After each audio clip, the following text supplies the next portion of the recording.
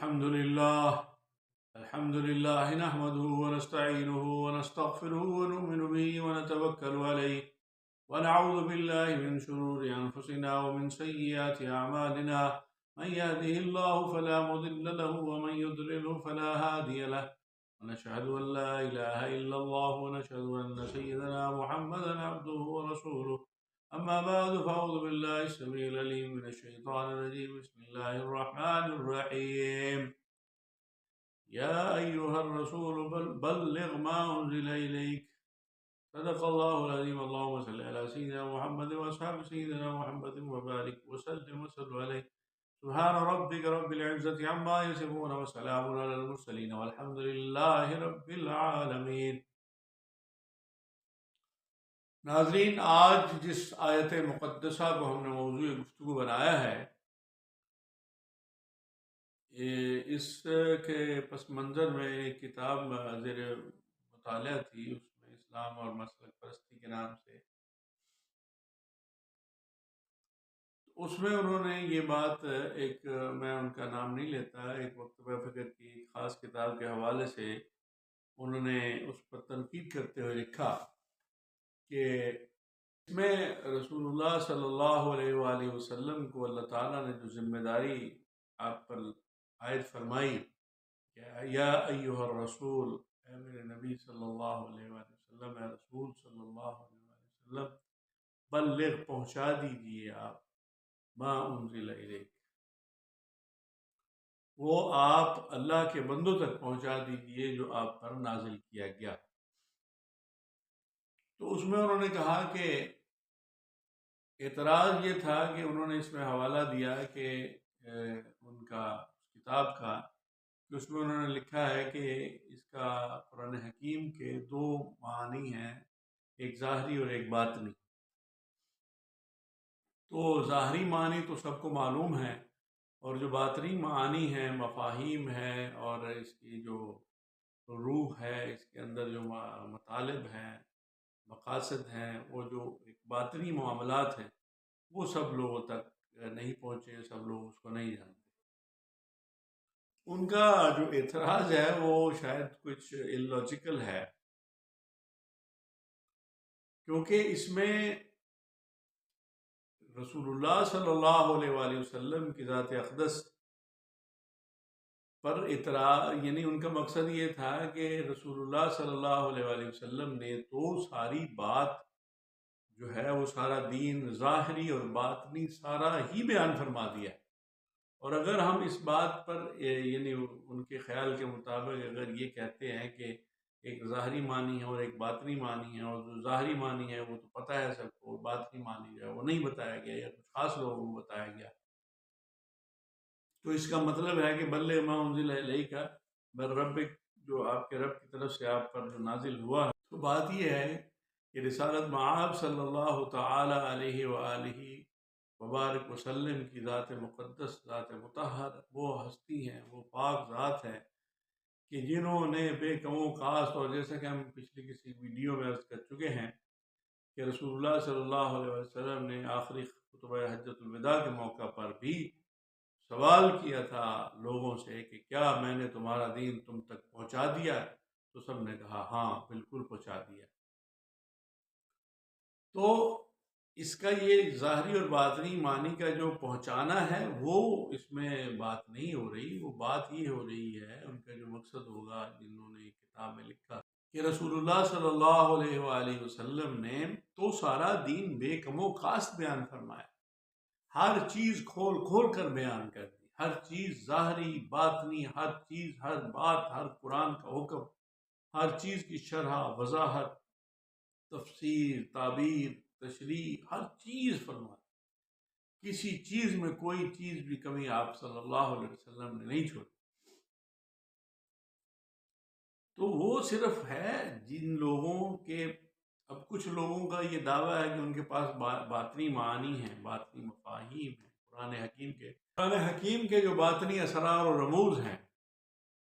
وہ ان کے پاس،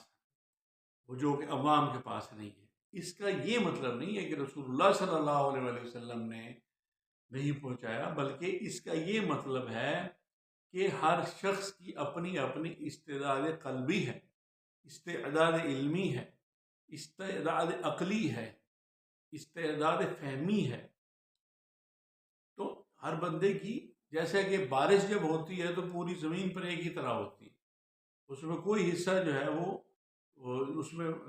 بنجر زمین بھی ہے، اس میں زرخیز زمین بھی ہے، اس میں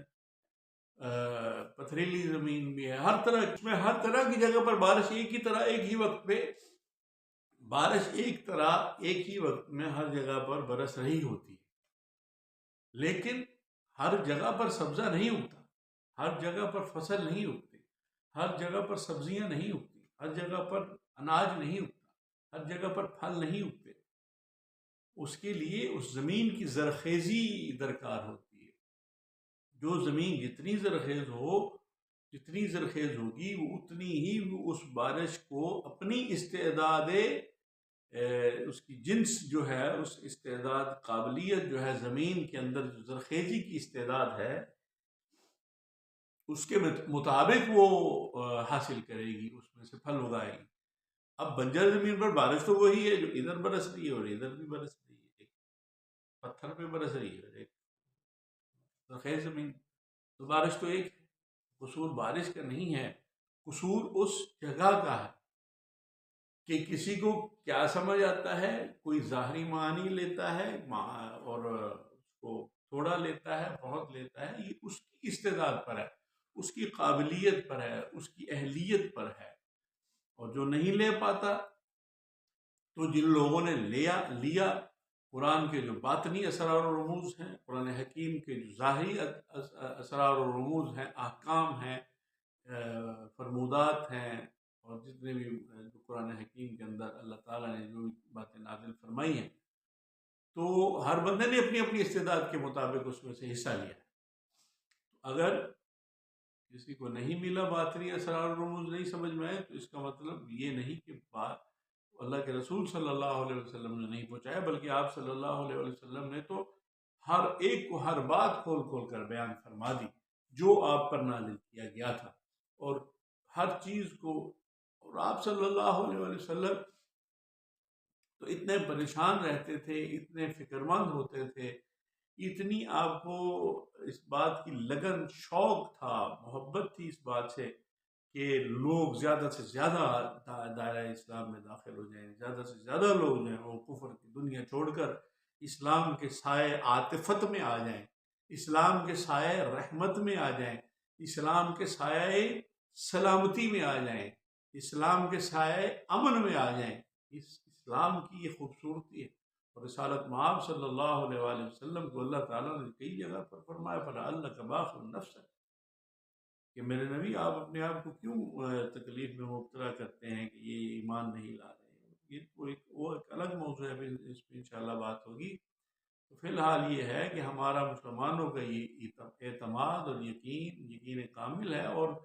ان صوفیاء کا اور بزرگان دین کا جنہوں نے یہ کہا کہ ایک ظاہری بات نہیں اور ایک باطنی معنی ہے، تو اللہ کے رسول نے دونوں ہی بتائے.